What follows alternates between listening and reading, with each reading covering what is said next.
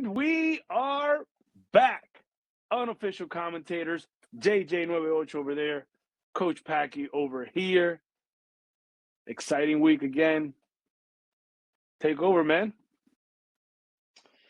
Week 3 is in the books, and man, did this week leave a lot for us to talk about. It started with Thursday Night Football, Bills versus Dolphins, a much closer game than we anticipated originally, even than the Vegas sportsbooks had. You even mentioned that you thought Miami would have a good performance, and for the most part, it was. We saw some solid play from Jalen Waddle getting into the end zone. We saw Tyreek Hill get into the end zone. And then we also saw rookie Ollie Gordon get into the end zone for his first professional touchdown. In addition to that, though, or better yet, after that, it was all Buffalo from then on. Josh Allen was spectacular. 213 yards on 22 of 28 passing for 3 touchdown passes. He passes the ball to Dalton Kincaid. He rushes the ball. And even after all of that, the game was close enough. It really came down to a situation where Buffalo was ready to punt, and then Miami does the boneheaded play of roughing the kicker, and gives Buffalo new life.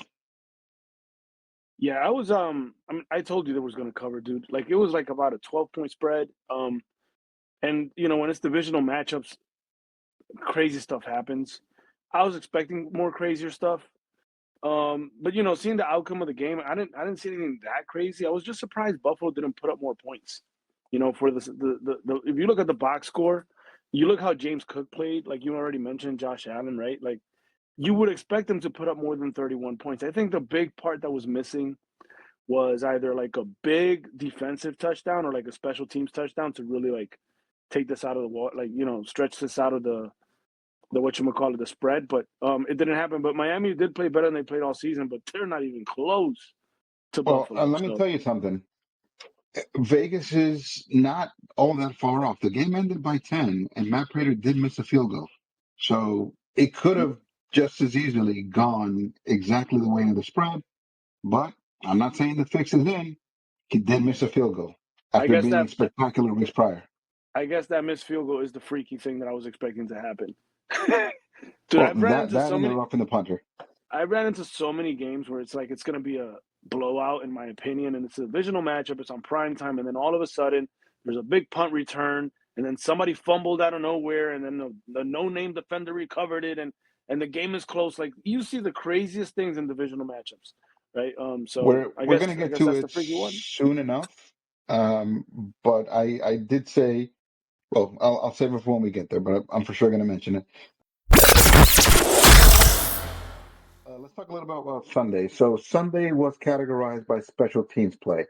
Oh boy. Seattle blew out New Orleans, but outside of that, there were a lot of games that, like you said, they look like blowouts.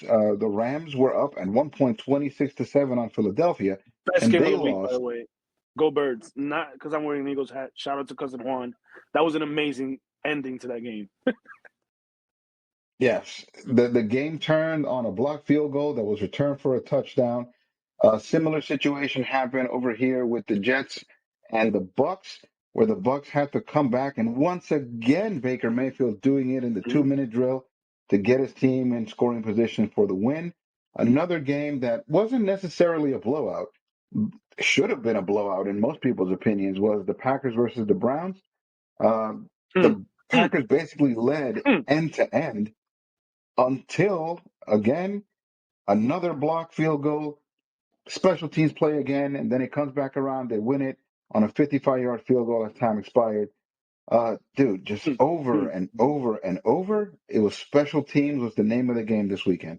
Minnesota blows out the Bengals. Again, I'm probably going to keep pointing out how wrong you were on J.J. McCarthy. Carson Wentz, of all people, shows up, and they look like a team again. Well, that game was won on defense. All right. That's it. I'm not saying Carson Wentz didn't look good, but that was the Minnesota defense that completely made that game a blowout. Absolutely. If you weren't watching Isaiah Rodgers, one was a fumble recovery that he caused, and then another one was, I think it was like a 98-yard interception for a Hmm. touchdown. He had 2 touchdowns on defense. If anyone owned Isaiah Rodgers on defense last week, I cannot imagine a situation where you would have lost in fantasy. Uh, I wouldn't run to the waiver wire to pick him up because honestly, I don't think he has another game like that in him. That's a once in a lifetime thing. Phenomenal by the young man. I love that it happened. Um, don't think it's repeatable. Yeah, it's in our scoring format, which is something that I want to change for next season. It just doesn't favor cornerbacks right now. But he did give up 20. He gave 27 fantasy points in our league. Isaiah Rodgers just looked it up, and it honestly should have been Well, more. brother, Should have been more. to kind of bring it back from last week, you said that if Travis Hunter has just 3 touchdowns as a defensive player, he would probably lead the way in defensive touchdowns. I Correct. mean, he has somebody to chase right now because Isaiah Rodgers has already 2 on the board. Yeah, I think he'll still beat 2 touchdowns. I think he'll do that. Let's see. It's I 2 to mean, 0 right now, is it not? it's totally possible that Travis Hunter may have a game with a catching touchdown and a pick six. Totally possible. Totally possible. Absolutely. Yep. And here's hoping. I'm rooting Right. for that kid. Not if I'm playing against him, though. Not a ton to talk about Sunday Night Football. As you can see, my man back there doesn't look too happy. You have your own personal beefs with Brian Dable's play calling. Uh, Horrible. they were hanging in there. They were hanging in there. The defense for the Giants held strong for a while, kept Kansas City to 6 points. They got a chance to tie it. And sometimes, you hear commentary and you can tell this is where the things are going to start going bad for us. And just like they said it, just like it happened. They didn't have their place kicker available. They were going to try to place kick with the punter. And missed extra point, kind of turned the tides. After that, they weren't the same. Kansas City didn't look great, but they did just enough. 2 spectacular catches from that kid. Is his name Thornton? Yes. Yeah, spectacular catches. I said when we were watching it live, I mean, we weren't all watching it in the same place, but we were watching it live and commenting on it. That would have probably been considered the catch of the year already in week 3. One, if it was one-handed, because now people don't give credit to a catch if it's not one-handed, and 2, if it was actually a touchdown. But the second Yep. catch, where Second, yeah. Mahomes throws across his body, The and then adjustment. the same way he throws across his body, throwing adjust two-handed. It's one thing to reach out with one hand, but to go from two-handed over here to two-handed over here, control, keep the ball inside, and repeat a catch that you just made, dude, amazing. I As a mean, there's coach, nothing. as a coach, you love to see it because the one thing you always tell receivers is 2 hands on the ball. And that man did everything possible to get that second hand in there. Honestly, that probably made the difference. And as a defensive player, all you can do is just tell a guy, "Hey, man, great catch." That's all you can do. There I mean, the was defense was there, the coverage was there, all over him, and he still caught the ball. and it was All clean right, coverage too, in my opinion. yeah. Now you said the best game of the week, or maybe let's call it the best game of Sunday, was the Eagles versus the Rams. I So think far this that a season, strong contender. I think a strong contender for game of the week was also the Lions versus the Ravens. For 3 quarters, that game was perfect, yeah. perfect I in mean, in every aspect. sorry about that. Yeah, you're not wrong. I mean, I think it all depends on. Like, I think the Baltimore Ravens and Detroit Lions game had more firework, right? The game started off scoring right off the bat. That wasn't the case in Philadelphia, but I think what made the Philly game exciting was that second half. There's just something about comebacks in football, especially second half comebacks, that just have like a totally different like weight to it. I mean, the Tom Brady Super Bowl coming back 28-3. You know what I mean? That's gonna be one of the top Super Bowls of all time because of the comeback. I totally agree with you because the Detroit and Baltimore game, I feel like it was a full game that was, you know, kept you going. But when you A watch a full comeback, game of perfect execution. yeah, yeah. I told you, I said it in the middle of the game. It must have been around halftime. Whoever loses his game is the team that commits the error. Baltimore. Offensively, hell, defensively. They were both playing perfectly. Lamar Jackson, man, again, another MVP season through 3 weeks. And I don't know, this team is just not coming up for him. It's something. And Yeah, so man, it's funny you say that because I talked about that in the group chat, and I'm like watching this game, and you are 100% right. Whoever makes the first mistake is the one that's probably going to lose the game, right? And Baltimore, Derrick Henry has a fumble, and he immediately goes onto the sideline and starts slamming his helmet, pissed off, right? Lamar Jackson got stopped on fourth down, and he starts pouting and complaining. And to me, if you look at championship caliber teams, they don't do that. There's a difference between getting emotional on the sideline, like to rally up your troops, like Peyton Manning or Tom Brady used to do, where they get like start yelling at people. But when you start showing frustration, that's a different emotion that's not a championship emotion. If you look at in the recent like the popular teams, right? The ones that are more championship contending teams, the Chiefs, right? You don't see that from the Chiefs. Even when they were struggling, right, and they won their championship, they ended up winning. They weren't winning every game, right? Look at the Eagles. Obviously, like they were getting beat up, like you know what I mean. They weren't supposed to win that game, but they never They never seemed to look frustrated, right?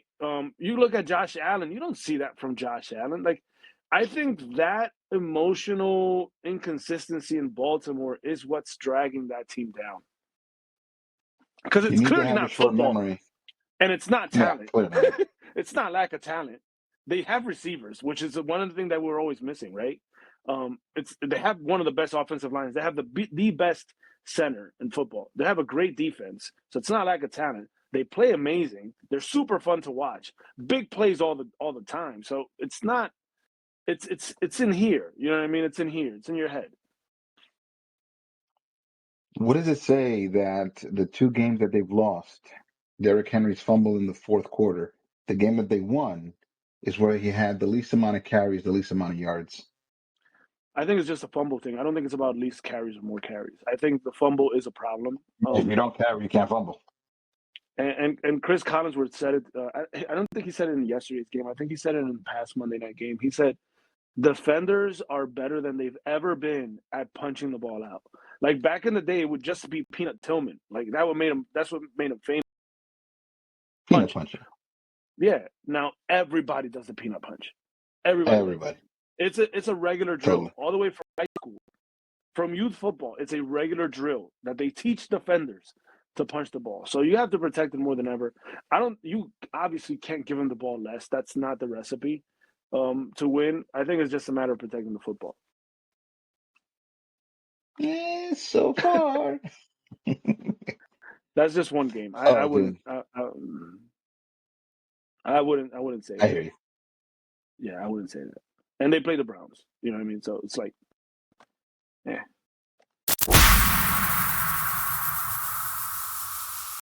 All right, week 3 was not without major injuries, as is the story every week now. In particular, as it pertains to us who are fantasy owners, CeeDee Lamb is out for a little bit of time. They're speculating it's going to be 3 to 4 weeks. Mike Evans out possibly for 3 to 4 weeks. And players that we lost for the entire season, it looks like James Conner's out with a broken ankle that will definitely need surgery. And Najee Harris is out also with a torn Achilles. And that's probably going to Mm. keep him out as well well, not probably, he's definitely going to be out for He's the rest definitely out. of the season. And look out, who knows if into next season.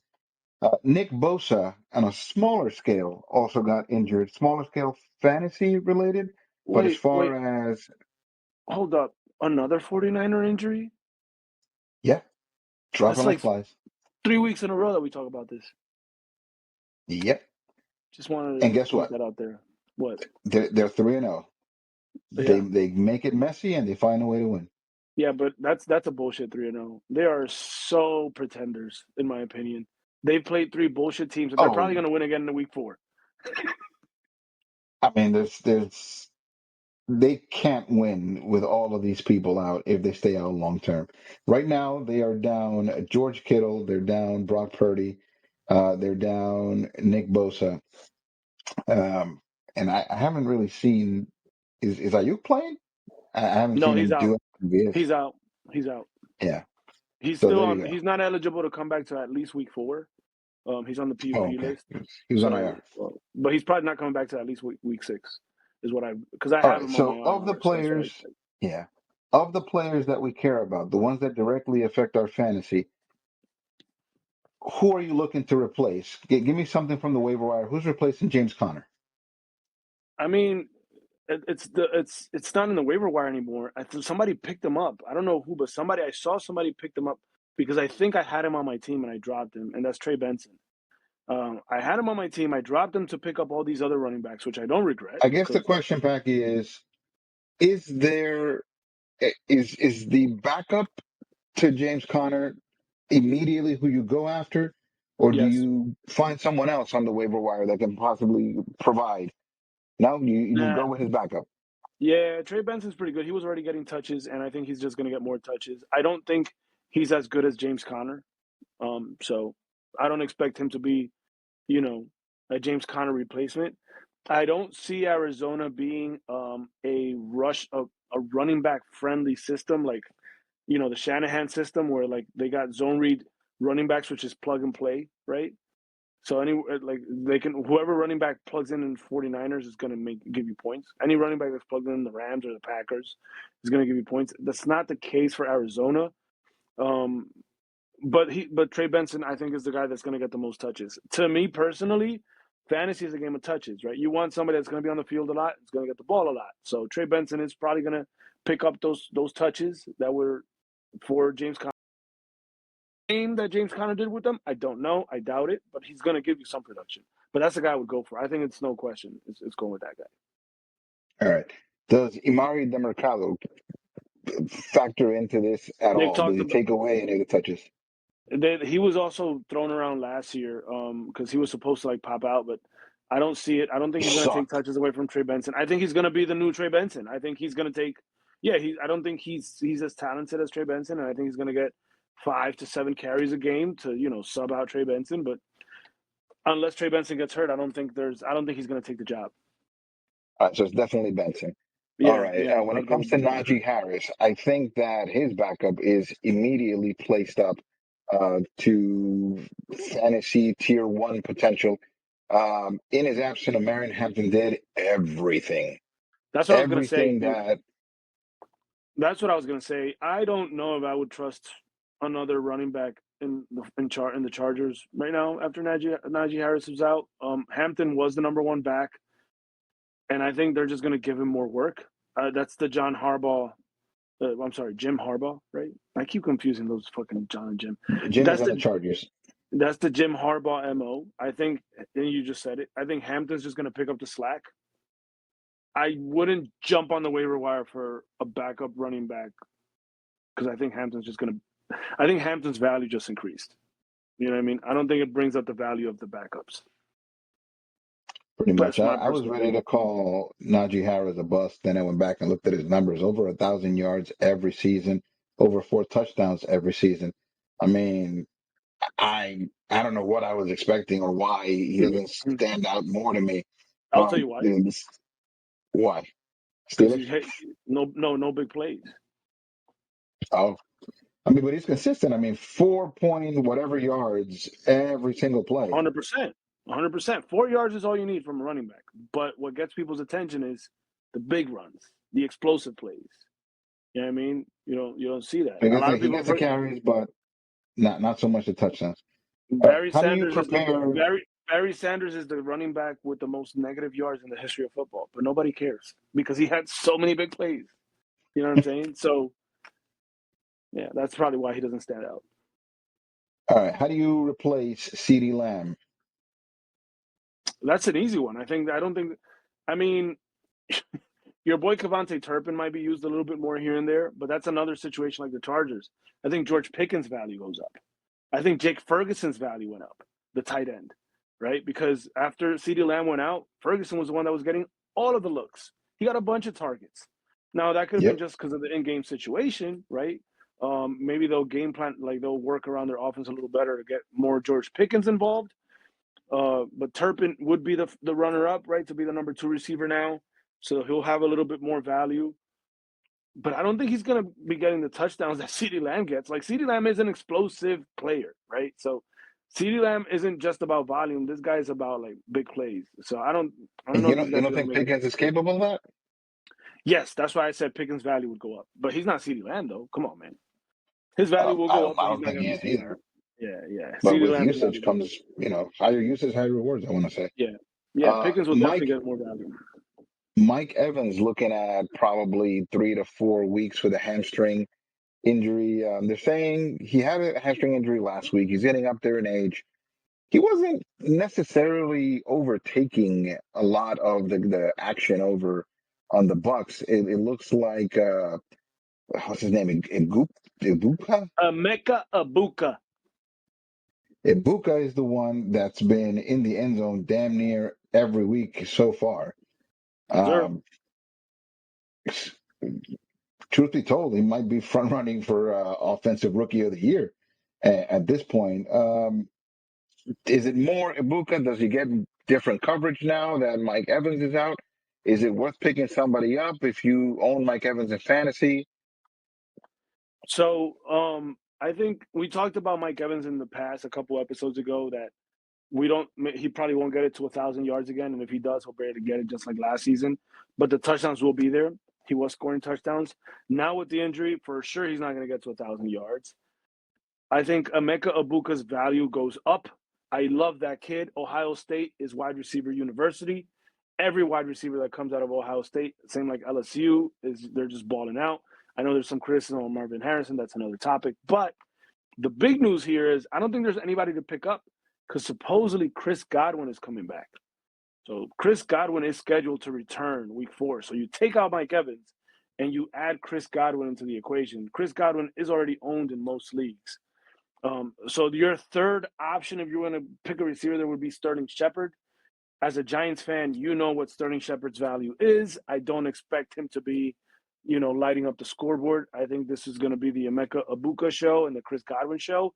And don't forget, Tampa Bay uses their running backs probably more than any other team between Bucky Irving and Rashad White on passing plays. They mix it up a lot. So I expect those running backs to probably get a couple more touches too. Oh, dude, but don't steer anybody the way of Rashad White. I mean, he has so much talent, but it's going to be probably 3 games before you see a good one from him. Well, now Um, he's gonna get more targets probably. You know what I mean? So that's what I think. I think running backs are gonna get more targets. Probably, but I don't think they're running a lot of 2 running back sets. And Vegas looking to let the arm loose. I don't think he's Yeah, doing much checking down or anything like that. So I don't yeah. know. It's going to be a while before you see a big Rashad White game. Take him at your own peril. Yes. If Godwin looks good right off the bat, you pick him up and you start him. Otherwise, Sterling Shepard, not a terrible option. He's getting a big share of the targets. Whether he's using them all up, he's getting all those catches. That's another story. But a fair share of the targets. What I don't like about Shepard and what I don't like about a lot of players in general is that he catches the ball and immediately turns into like a hedgehog and just burrows into the fetal position. He's not trying to make anything happen. So if He's he's the Najee there, Harris of the receivers. yeah, he's just there to catch, first downs and just kind of play dead. Yep, I really yep. wish he would try to make something happen. It doesn't sound very very enticing for fantasy. Yeah, I I don't know. I mean, in a 12-team league like ours is, you got to be really down to start a guy like that. But Mm-hmm. basically, all of these injuries just kind of bring the next man up, who's probably already owned in most fantasy teams. Number twos become number ones, and life just keeps on moving.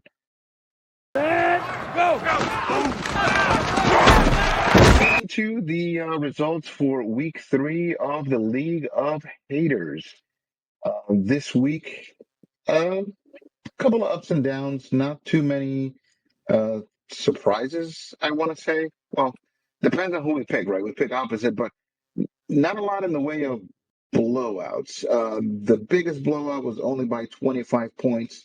Pause. Last week it was 50. The one before that, it was close to 50, 30 something, almost 40 points. So Did you this get blown out, is Jay? just I did not. I Would I you have liked lost. to gotten blown out? I would have loved to have Gary blow me out. Wait, no. I wait, what? Huh? I don't know how this pause works. What I'm trying to say is if I was gonna lose, I would have rather lost in a blowout and not like cheering for Laporta to play well and at the Yeah, same time upset that he's not getting yeah. catches. Um, So you if wanted if Gary to blow you out, basically. That's what you're saying. if I was gonna lose and I lost Okay. anyway, Yeah, might as well. it would have hurt less if it was a blowout. If Might as well blow. I You was think down it would have 40, hurt but less? You sure it would have hurt?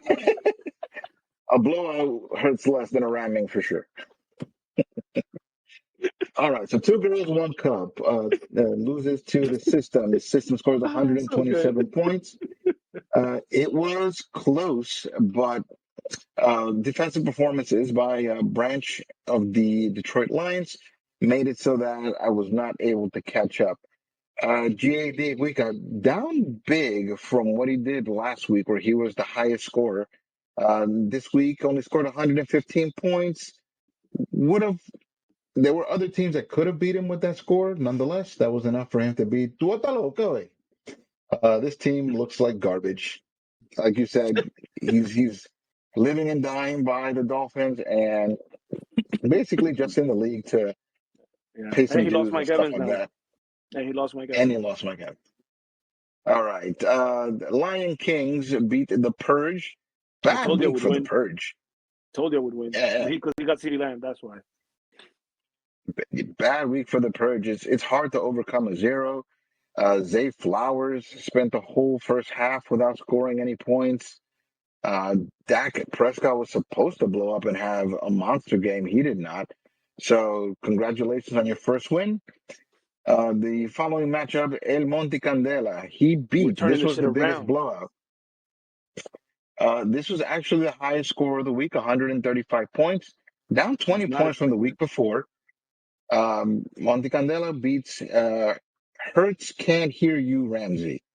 It used to be called Who Hayton Hurts. I don't know. Is he going to be changing his name every game this season, week by week? who That's did I Cousin have in Juan's this one? team Who did I have in this one last week? Well, I believe I had cousin Juan. I believe, but I with all guess of the Eagles involved. I believe so. yeah. I mean, come on, bro. Caleb Williams, bro, lit up the scoreboard. AJ Brown came back to life. Like his team all of a sudden looks good. I mean, Monty's team. Jeez. Jameer Gibbs, Hunter Henry, who we had said you need to find a replacement for. He lost James Conner and still was able to overcome all of that to have the highest game, a high scoring game of this week, and his personal highest scoring game of the season.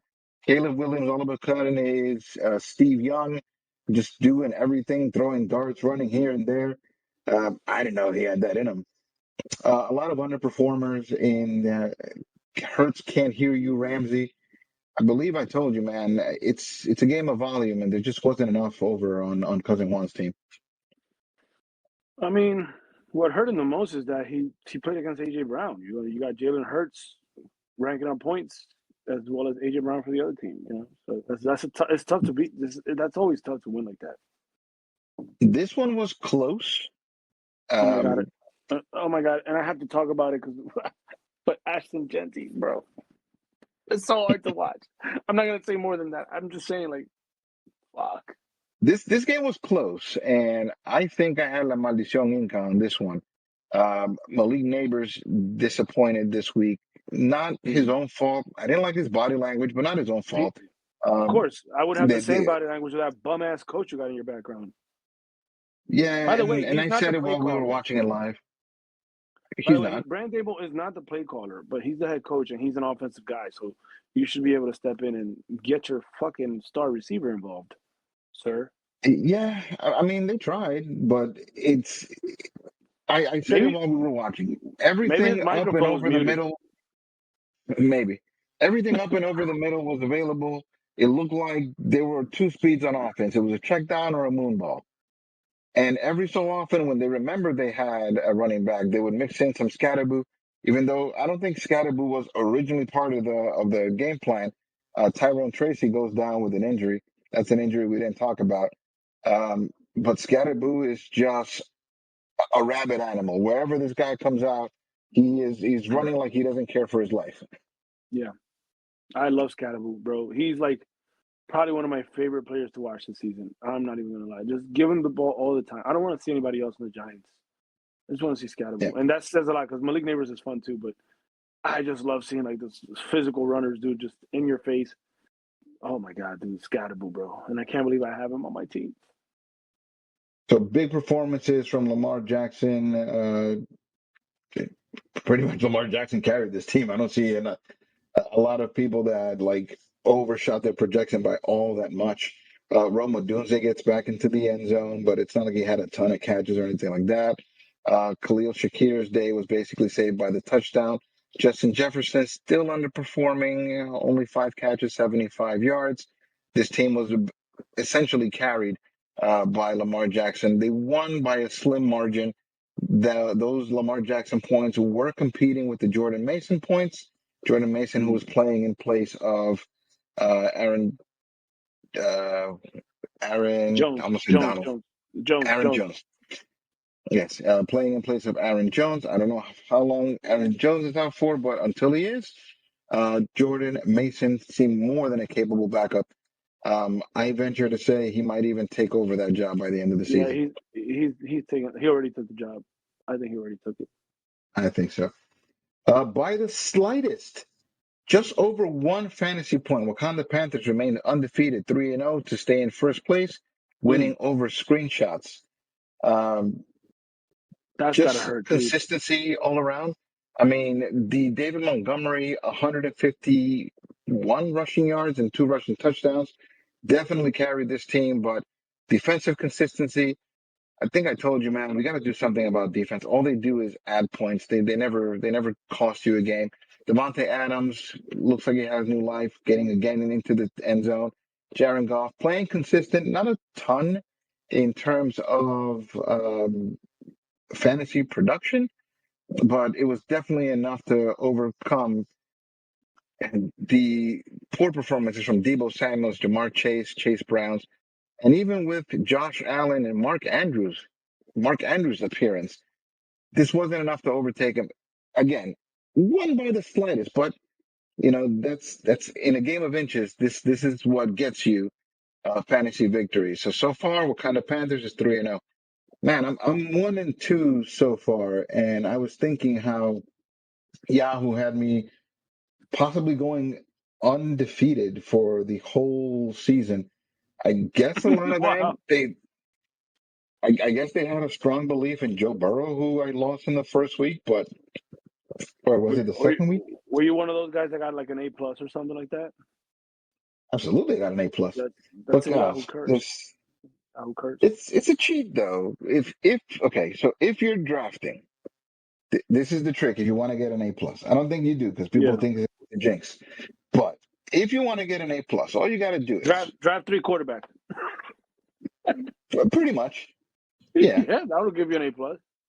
But I only drafted one. I think I drafted two, honestly. But more than anything, organize your players by their projected scoring outcomes. And if you always draft the highest player when all those points add up, you're gonna end up with the best projection according to Yahoo. That their AI is not super advanced. Hmm. All right, so ready to talk week 4, make some picks? Yeah, man. Let's get to it. Let's get to it. All right, I'm gonna start with La Maldición Inca, currently in fourth place, 2-1. They're facing off against Screenshots 2024. We're in 2025, guy. Change that.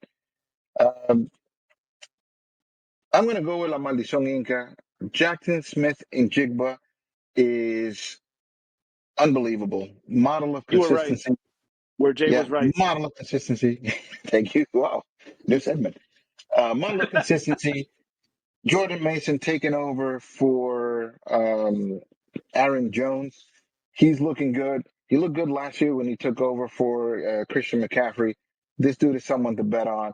Jake Ferguson, with the absence of CeeDee Lamb, he's going to see his production take an uptick. Drake London and Omari and Hampton.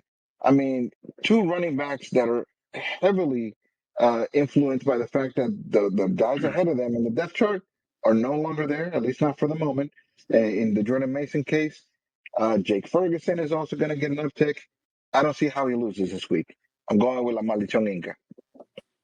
I mean, it's funny you say that because I actually like screenshots Daryl for this one, dude. I like screenshots. I like screenshots for this one. And it's first of all, it's because of Josh Allen versus New Orleans. New Orleans is probably going to be the number one pick next season by the looks of how the season is going. So he's going to look good on that one. Debo has been pretty good. I don't expect. I know Jamar Chase struggled last week, and so did the backup quarterback. I don't expect him to struggle every Jake week. You Browning. know what I mean? Yeah, with Jake Browning. I'm not very sold on Chase Brown, but Mark Andrews is starting to get a little bit involved. Keenan Allen is getting touchdowns, right? So I like this team. I kind of like this team against this matchup. I don't really care about the projections. I like screenshots for this one. Well, head to head, man, owner to owner, I get why you would think that. I don't like the matchups though on the screenshot side. You got Jamar Chase going up against Denver. He's probably going to match up against is it Patrick Surtain the second? Yeah, so team, yeah. Um, Chase Brown is probably going to let you down. He's also going up against Denver. They're on the same team. Mark Andrews, who looked amazing. They have something to prove, but the Kansas City defense has looked pretty legit. You can say what you want about the offense. I'm still trusting their defense. Um, one bright spot on that team, and I don't think it's going to be enough to carry them. Well, one is Josh Allen, but aside from him, Keenan Allen against the Giants. Expect Keenan Allen to just catch a wreck and do everything he wants to do. Yeah. I mean, you can say the same thing on the other side. Malik Neighbors versus the Chargers, and with a new quarterback starting. It's funny because, in my opinion, the three best receivers right now in football, Justin Jefferson, Jamar Chase, and Malik Neighbors, all of them are going into week 4 with backup quarterbacks. That's crazy. Although Jackson Dart is technically not a backup quarterback, he's technically not the starter, but you know what I mean. uh, it's going to be hard to trust him when we don't know what we're expecting out of Yeah. Jackson Dart yet. Before I go any further, would you start Jackson Dart?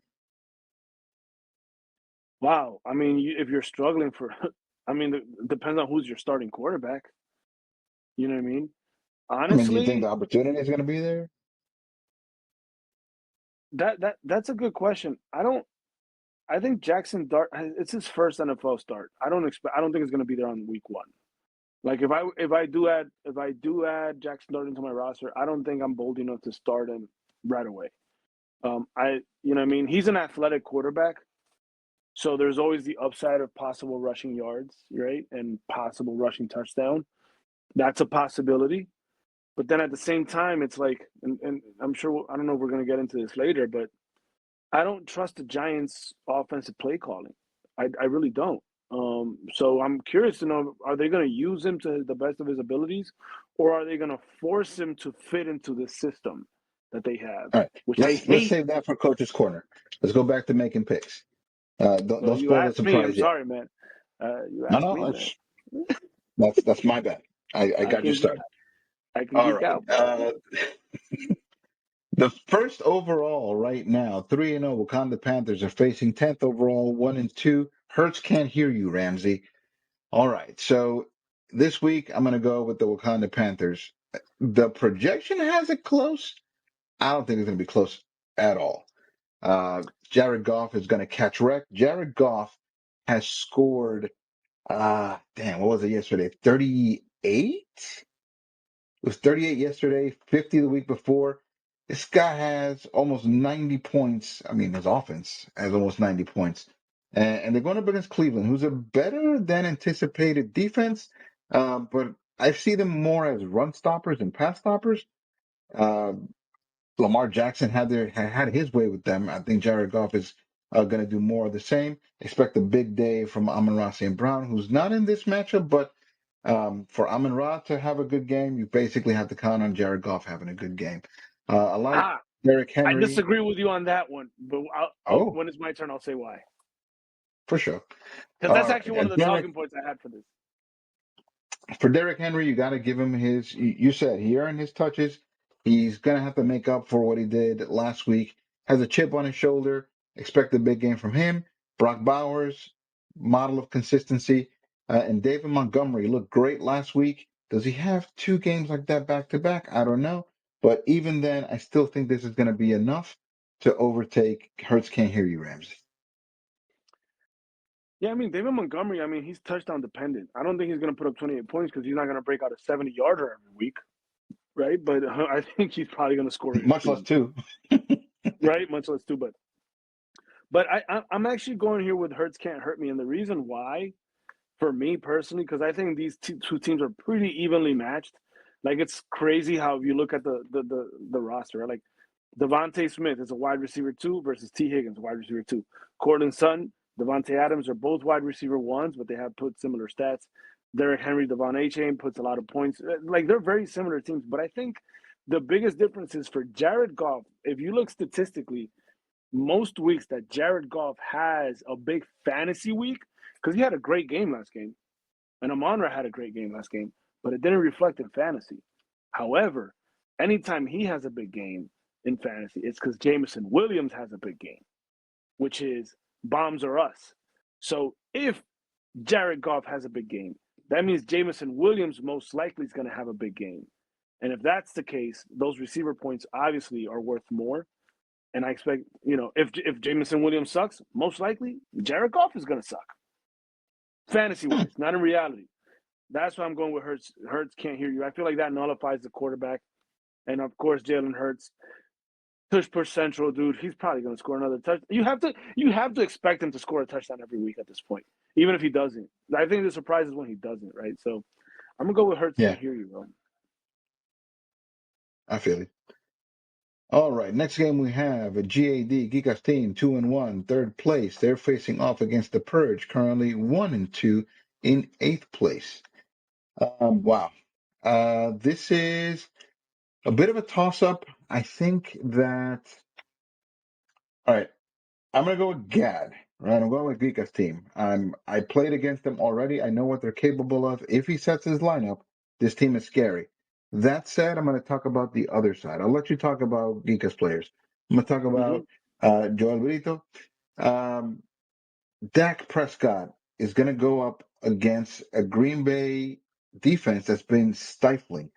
Sunday Night Football, with Micah Parsons coming back to play against his former team. Just what was it, like 3 weeks since he got traded? Mm-hmm. He has something to Well, prove. Dak 4 weeks Prescott at is that going to point, but play. yeah.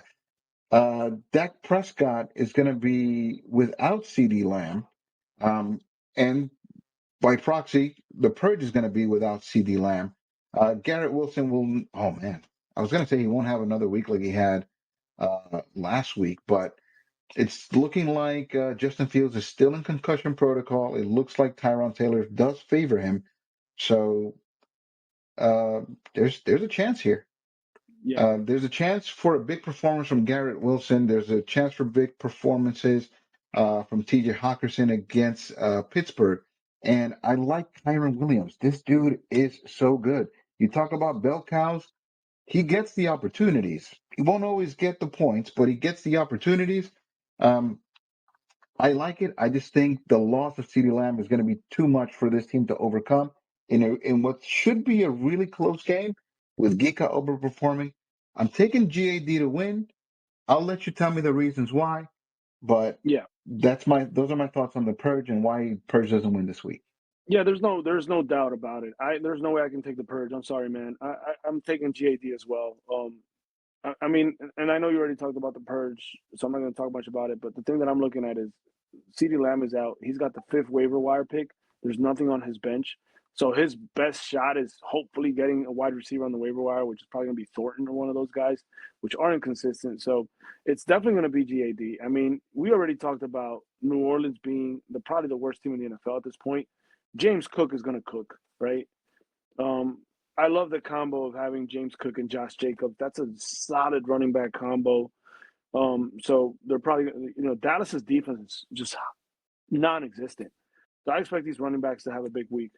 Um, Marvin Harrison is just he's had a drop problem so far this season. I don't expect it to be forever. I think he's got a little case of the yips. Is he going to fix it this week? Is he going to fix it next week? I don't know, but I don't think it's forever. So I like him. The one concern that I would have here, honestly, looking at all his players, probably Baker Mayfield because that Philly defense is no Whoa. joke. Yeah. Yeah, that Philly defense is no joke. So, even Matt Stafford, that was like insane the first half, got completely shut down in the second half. Like he did nothing in the second half. So you're basically hoping to get points in two quarters from Philly, right? So, we'll see what happens with Baker Mayfield. But the other one that I want to talk about just real quick because I'm gonna wrap it up with this is Tyler Warren. That dude, I love that freaking tight end, bro. I think he's just like oozing to have like a big week. Like it's just like around the corner. I don't know if it's gonna happen this week, but dude, that guy is just worth talking about. You know what I mean? So I think it's a matter of time. He took a little bit of a dip last week, but overall, his week by week performances aren't terrible. I mean, as far as tight ends are concerned, he had 11 fantasy points in the first week, 9.9. Let's round it up to 10 in the second week. Against Miami, at that point, we didn't know that they were going to be that terrible. Now they are a favorable defense, but at that point, 76 yards, 7 catches on 9 targets. Against Denver, who we do know is a better defense, 7 targets, 4 catches for 79 yards. He really made it happen. He made the most of his catches that day. Um, Not a ton against Tennessee, but I guess they didn't need him. They were just overpowering last week, so Mm-hmm. it kind of is what it is. If Breither's to have any chance, I'm looking at his roster. I say move Zay Flowers up to take the wide receiver spot that is left by CD I Lamb, see. and Mm-hmm. then go to your bench and put in J.K. Dobbins. Um, I know you look straight at his bench and you said there's nothing there. You can still rearrange the roster where you can get the most of the people you have. So you can make it more competitive for sure. Is it going to be enough? I don't know, man. There's just too I much don't going think so. on in Giga's team. Yeah, I don't think it's gonna be enough. So are we both picking Giga? Yeah, Yeah. yeah. I'm not All right. changing it. 1 and 2, 12th overall. The Lion Kings. They're going up against Joel Vasquez. Super creative name. Uh, Props to him. You would never know who he is by the name of his team, who's currently 2-1. This is a team that's currently in fifth place, and this is Former rivalry, by the way, which I'm about to light that former rivalry back up rivalry. on the group chat. Watch me talk mad shit Okay. this week. Well, bring it back up. Let's get it ignited. Oh, that's right. Daphne is back, baby. Lamar Jackson was something to prove with Justin Jefferson going against Pittsburgh, who isn't killing it right now in the secondary. Um, I'm hoping that Carson Wentz starts to feed this boy. I have Justin Jefferson in another league, and I would benefit from seeing a big game from him. Khalil Shakir hit or miss, but against New Orleans, expect him to go off and just get every opportunity possible. Trey McBride got a lot of burn once James Conner went down. Um, Mm-hmm. Expect another big game from him. The catches, the constant half point over half point are going to be enough to make his day interesting. And I like Roma Dunze against the Las Vegas Raiders. I'm pretty sure you're going to pick your team, so I'm going to go opposite you. I'm going with Joel Vasquez on this one. Yeah, there's no way I can go against my team. My new waiver wire team, bro. I can't go against my team. I literally almost everybody that I picked up in the waiver wire is going to be starting on my team. I traded for Javante Williams. He's a starter. Picked up Quentin Judkins. I don't know how anybody else didn't pick that guy up. That was, I feel like, a steal in the waiver wire. Cam Scatterboo, my He favorite was new low in the player. depth chart, is what I think it was. What's the other dude's name? Coleman was ahead of him, and I think he might have been like third on the depth chart. Yeah, that's Also because a they rookie, hadn't so that's because they hadn't signed his rookie contract. But once he signed the rookie contract, that's when they were able to play him. So I jumped on it right away. So and he also had like a pending case, which was dismissed. So a mess as usual. But the kid I can run. well, when you say I don't know why more people didn't pick him up, you basically answered your own question. But I hear Yeah, you. but Go ahead. he was gonna get all the touches. Nah, man. I mean, I got Cam Scatterboo. They gotta give this guy the ball all the time. So I think I should win in this one. I'm a little bit torn about my receivers because I trust Nico, and then I have then I have Jacoby Myers, I have Terry McLaurin who might not play, I have Brian Thomas who's been a huge disappointment. DJ Moore, I don't know how I just get stuck with this guy every fucking year. I have DJ Moore on my team, even in auto draft, and I I don't have anything against him, but he just doesn't put up like fantasy points consistently. I'm still not sure which receiver I'm going to start in there besides Nico Collins, but whoever I pick is probably going to be the wrong one. I should still win though. This is interesting because you said that the auto draft didn't pick any running backs for you. So Correct. far, if this lineup remains, you're starting three running backs when you only need to only start one, but you're going with three. You Because were I picked them prouder. up. You were prouder of your receivers than you were your running backs initially, but it looks like they're being overtaken right now. Yeah, I mean And the season is young, so Brian Thomas and Terry McLaurin have not been good fantasy wise. So Brian Thomas hasn't been good in general. So the season is young that can turn around. But I went just bananas on a bunch of running backs, hoping one would stick. And honestly, I feel like I struck with all three. I struck with Javante Williams, I struck with Quinton Judkins, and I struck with Cam Scatterbo. That's what I personally think. That's what I feel, and until I'm proving otherwise, I'm sticking with that. So, and I got that Beisel Tootin guy. The two guys that were picked for me on the auto draft are both on my bench: Tony Pollard and Beisel Tootin. Basil Tootin, however you say it, I don't know. Basil Tootin, Tootin. Yeah, those two guys. Yeah, fuck those guys. Rudy Tootin, fresh and fruitin'. All right, Yeah. so you got you, I got Vasquez. Next team or next matchup. Tuatalocoe currently at 1-2 with in the 11th place, second overall, 2-1. The system. Uh, Gary beat me Mm-hmm. this week. This bum. This Can you bum. believe his team got even better? How does team get better? George Pickens. Josh Pickens couldn't catch anything last week, and they're going up against Green Bay this week. Uh, yeah. As much as I want to pick against them, I mean, this team is just overpowering. It is. Oh, man. Justin Herbert against the Giants, especially the catch wreck. Glad McConkey needs to make up for last week. George Pickens is going to step up to wide receiver one. Bijan Robinson had a decent showing, not great. He needs to step up. Travis Kelsey, whatever. Jonathan Taylor, he's not going to have 30 points again, but he may have 20. There's there's just not enough to compete for Omar's team. Tuatalocoe. The system is going to win this. I didn't want to pick Gary, but what choice do I have? Fred Warner is an amazing fantasy IDP player. This dude is everywhere, knocking down passes, breaking up runs, stopping third down conversions, sacks. Dude, this guy does freaking everything. I don't know how he's many more years he has of being elite, but this year is definitely one of them. Yeah, he's definitely the best defender, like the best linebacker in football. I'm sorry, like not just fantasy, like in general, best Hmm, in football. both are. All right. I'm gonna write that down where Paki was right, Paki was wrong, and see how that goes. I But can't so be far, I wrong with agree with Fred you. Warner, dude. Yeah, I don't There's no know. way I I can be don't wrong think with so Fred either. Warner.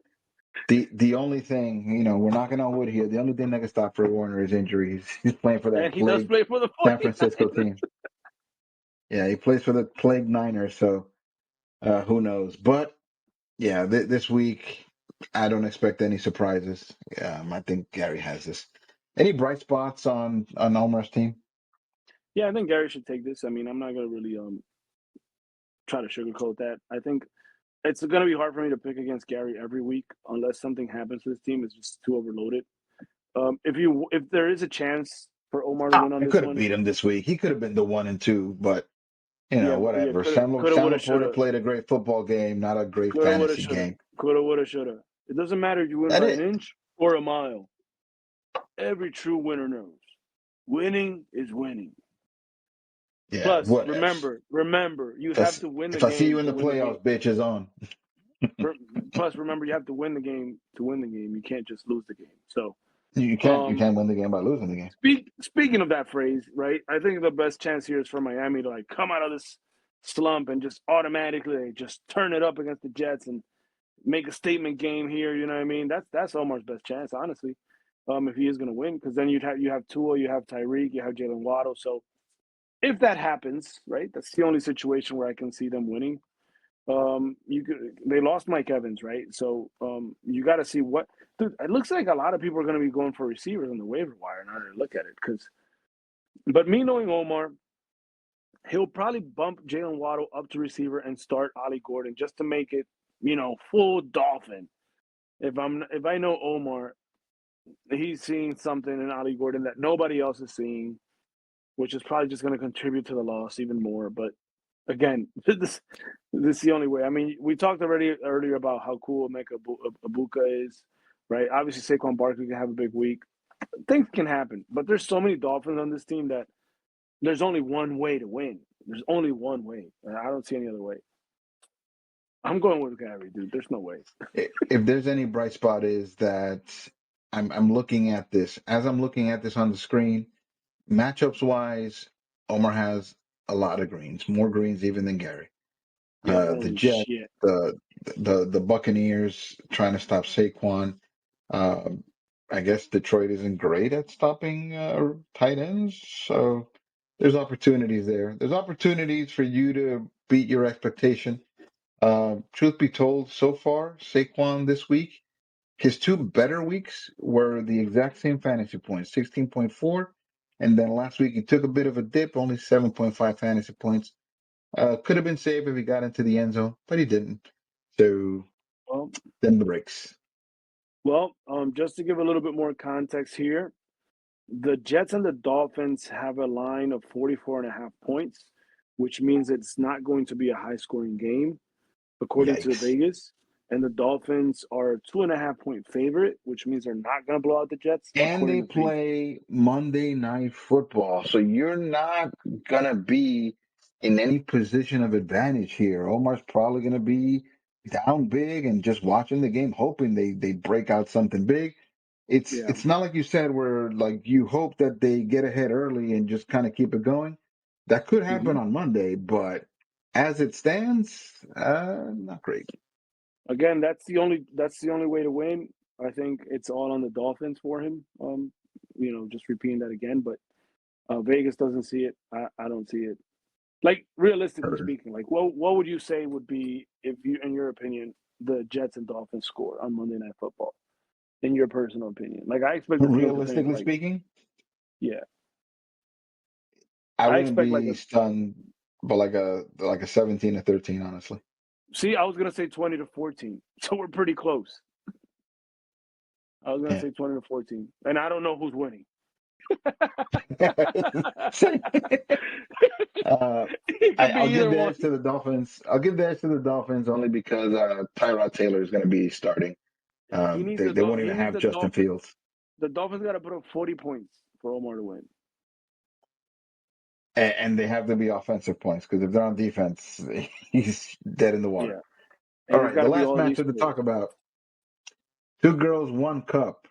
Currently 1-2 versus El Monte Candela, also 1-2. I'm sixth place overall. He's ninth place overall. Um, if you look at the league standings, I'm third in scoring.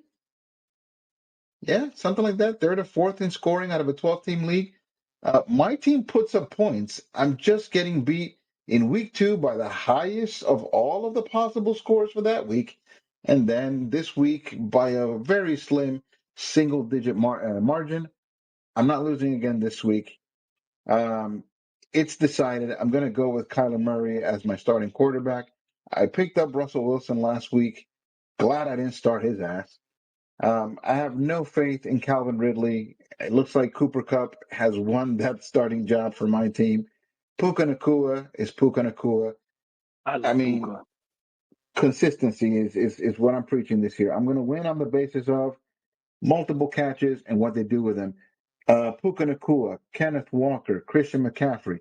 Consistency on top of consistency, top of consistency. And Tennessee and Houston is going to be a shit game. I dropped Matt Gay. I replaced him with Joey Sly. Wasn't disappointed, even though he got me double-digit points.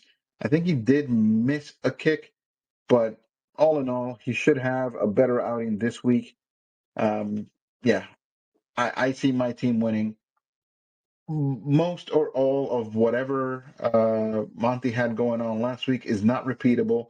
He needs to find a replacement for James Conner. He needs to find a replacement for Nick Bosa. Um, I think AJ. Oh, well, you know what? I'm picking me. You talk about Monty. I mean, bro, Monty lit it up last week. Highest score, right? And we like the projection now has him as one of the lowest, I believe, if not the lowest for this week. So that's interesting how Yahoo kind of analyzes that, right? Um, Well, this week they were the lowest because as of right now, his starting lineup has 2 zeros in it. yeah, James He Conner. still he still has Yeah, Connor. He still has Bosa in the starting lineup. Once he replaces those, he'll make up some points. Is he going to make up yeah. enough points to beat me? I don't think so. The problem is here. First of all, I don't. Let me see something here real quick. Monty Candela. See, he's got the second waiver pick, so I'm assuming he's probably going to pick up. He's probably going to go for a running back, but there's not many running backs in the waiver wire. He could Nope. pick up a receiver, and if he does, that's going to screw up all the other guys that we talked about earlier that are going to be looking for receivers because he's got the second waiver wire priority. But I think that's what it gets down to. I mean, there's nothing on his bench to replace James Conner, and when I mean nothing, you can't reshuffle this. Tank Bigsby is only there on special teams for the Eagles right now. Dylan Sampson is getting less than a handful of touches per game, like literally, like you know what I mean. A Ninja Turtle's handful of touches, right? Remember they have less fingers, right? So Rashi Rice is still suspended. So like he lost. There's nothing on. There's literally not a single player that you can plug in there to move anything around. So he has to pick something up from the waiver wire. I don't think Monty's going to win this week, unless there's another like magical week of like all his And the players just players he lost, they're not even worth keeping on the bench. You're going to drop them because they're done yeah, for the season. yeah, Connor's out for the season. Bosa's out for the season. Drop him, replace him with whatever you can. Try to get as many points back as you can. But even then, for a team that's as consistent as mine, I don't think he's beating me. yeah. There's no Trey Benson to pick up, right? So like if you look at the running backs, like he could probably maybe pick up Chris Rodriguez, but picking up a Commander's running back is literally like just rolling the dice. You don't know what the hell's going to happen there. He could pick up Rashad White, but you have strong opinions about Rashad White. That's not going to do anything. So that only leaves the receivers where you can maybe go to Trey Tucker that had a big game with the Wouldn't it Raiders. be poetic though if he picks up Rashad White and he blows up and that's what kills me? Yeah, that'd be funny. Maybe That's it'd what be needs to funny happen. if Monty blew you out. That'd be so funny. Guess what? I have the Last week, first overall waiver pick. yeah, but I might he take can him pick up just a so he can't. yeah he could pick up a receiver, and plug it in there. But I just Pick up don't a see it receiver this too. week personally. Yeah, and I don't think Caleb would, even though Caleb Williams is playing the bum ass Raiders. I don't trust Caleb Williams to put up numbers every week. Like I just don't trust. I don't trust him yet. Um, so we'll see. This team on paper, even having been auto drafted before all these injuries, they weren't terrible. It You was make pretty good. make a little move here and there. I mean, you still have Kittle, you still have Connor, you have a chance. There's just no depth. There's Kittle's just no depth on this team. That's the only problem. Kittle There's no. Kittle should come back at some point. Rashi Weiss is going to come back from suspension, and Bo Nix is eventually gonna become something. We hope, maybe, unless he Yeah, took a I think. huge step back. Nah, he'll come around. Um, I guess my point here is there are players here. If you're looking to revamp your team and still be competitive, make a trade. Sell one of these Yeah, guys while they're at their highest. Sell yeah, AJ Brown yeah. I after the agree. game he had, and fill in a couple of gaps. Go 1 for 2. Trade Jameer Gibbs, but I wouldn't trade Jameer Gibbs. But you trade AJ Brown. DK Metcalf is currently high. DeAndre Swift maybe. I don't know. Yeah, no, All right. I don't Well, see him winning anyways. the picks are in. Okay. So to end today's show, I want you to give me your thoughts as you were watching the Monday night football game. You had thoughts on how the Baltimore Ravens handled a first and goal situation right before the end of the first half. What would you have done differently? What was it that we saw? Where did they get it wrong? Yeah, it was a second and goal situation because Derrick Henry ran it up to the 1 yard line on first down. So it was second and goal on the one, in the second quarter. And I mean they gave it to Derrick Henry. I don't think that play call was wrong. Going to Derrick Henry on that second down, that's the play. They went in their jumbo package, 22 personnel, two running backs, two tight ends, and they brought in an extra lineman instead of a receiver. So, their heavy goal line jumbo package. They tried running a power run or power play to the left, which is basically the guard pulling the right guard. The left guard is, I'm sorry, to the right. So the left guard is pulling to the right, and the fullback is kicking out at the end, right? And that should create a lane for the guard to go through, and then Derrick Henry should follow through. That's a fine play. That's classic football. Every team has that on their playbook, but Detroit was clearly waiting for that play. So the D tackle blew that up, just blew the A gap. So when the D tackle just literally dove in the A gap, he didn't even try to get penetration. All he did was dive in the A gap, so the guard couldn't get through. So the guard couldn't come through. So Derrick Henry just ran into a wall of defenders. So that's why that play didn't work. I'm fine with that play call. Then on third down now. So now we're on 3rd and 1. We're at third and goal on the one again. This is the one that I wasn't very fan of because personally, I think third down, 3rd and 1, you're going to go for it on fourth. This is the type of situation where I would try to run the ball with Lamar. And if you look at the play of the one that I just talked about, Lamar didn't even boot. Lamar didn't do anything. And they didn't even have a spy on Lamar, which they always spy on Lamar. So they were expecting this run with Henry. So they didn't have a spy on Lamar. If they would have booted out with Lamar Jackson would have just walked into the end zone. If they would have designed a run for Lamar Jackson, he would have walked into the end zone because they were waiting for Derrick Henry. On third down, they pitch it to Derrick Henry. I don't like that. If you see that they're not spying Lamar Jackson and you see that they're waiting for Derrick Henry, I would have gone with Lamar Jackson on that third down, personally, to run the ball, not to throw it. Just run the ball. There's many design runs. You can do a power run. You can do a quarterback counter. Faking it with Derrick Henry. You can do a bootleg. Many runs that you can do on that third, getting that 1 yard. But again, you can't fault them for going to Derrick Henry. I don't like it that they did it on the pitch because Derrick Henry doesn't run to the outside, especially when there's only 1 yard, dude. Just get in there. And then on fourth down, they try to pass out of play action with Lamar Jackson. Dude, at this point, Detroit was just sitting. They were just waiting for it. Because they know, dude, you already tried running it with Derrick Henry 2 times. We're not gonna bite on that play action. They had a spy on him on that fourth down, and they manned up every receiver, and there was nothing there. So he started shuffling around in Lamar way, and he got sacked and fumbled, and they lost 18 yards. So it didn't work out. So that's where again it's hard for me as a high school coach to be like, oh, this NFL coach did it wrong. But when I'm coaching, those are the type of things that I'm looking at. They're waiting on Derrick Henry.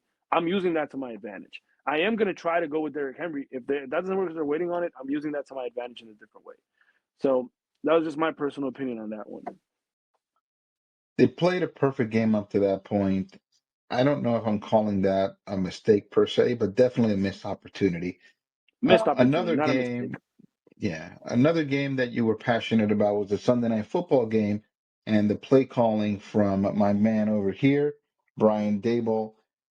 He's decided to start week 4 with Jackson Dart. We touched on it earlier in the show. Now, give me your thoughts. What's going to be different with Jackson Dart in terms of how they use him, how the skill players are going to kind of work out?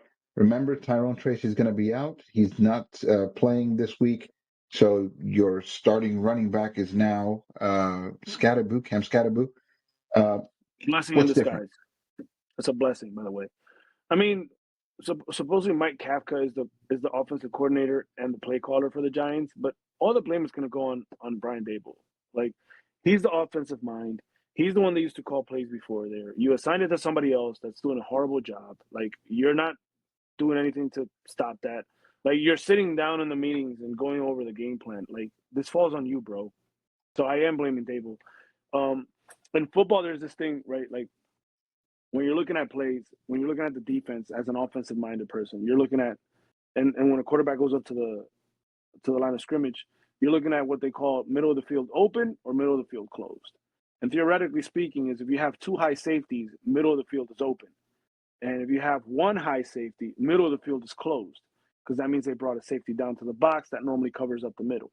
So when you have two high safeties, either you're getting cover two, you're getting cover four, you're getting man. And of course, they can mix and match that. They can roll around, but they weren't really rolling safeties or dropping safeties at last minute. They were pretty basic on their, this is what we're going to do. We're going to beat you at the line of scrimmage, and you're going to have to beat us downfield with your arm, basically. But then there's nothing, they weren't attacking that middle of the field the way that you would normally attack on cover two, which is normally like more crossing routes, more play action. There was no like Scatterboo was killing it. There wasn't any, like normally when you play action on a cover two that drops the safety, opens up the middle even more where you can hit a post, you can hit a crossing route, you can hit some a drag route. There's a lot of different things you can hit. I didn't see them try to do any of that stuff.